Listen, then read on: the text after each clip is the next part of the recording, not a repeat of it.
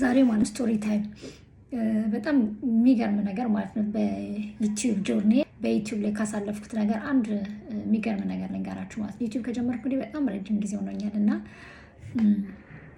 የሆነ ሳሌ ከስራ ጋር አልተመቸኝም እና ለስድስት ወር ማለት ነው አንድ ቪዲዮ ሳልፖስት በቃ ቻናሌን ዝም አልኩት።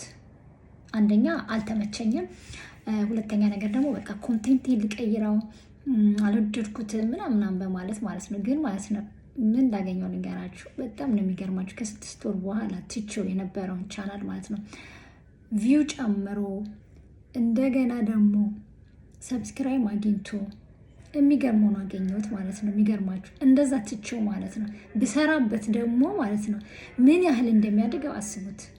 ቆማችሁ ሰዎች ተመልሳችሁ ስሩበት። ሌላ ስራ ከምትሰሩበት ተጨማሪ ሰዓታችሁ ብትጠቀሙበት ተተርፉበታላችሁ እላችኋለሁ።